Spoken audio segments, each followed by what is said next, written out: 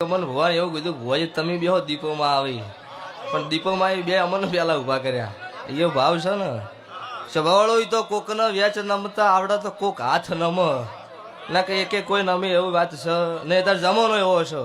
એટલે જમાનો હોય એવું રહેવું પડે અને તારા વસ્તીને તમે 10 ટકા ગાધા હોય ને ભેળી કરવી હોય તો ન થાય અમુક નોમથી આ ભેળી થઈ જાય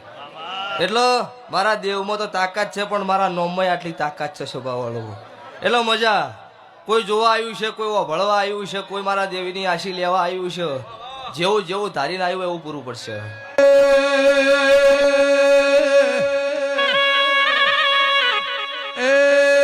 ડાકલાની જેડી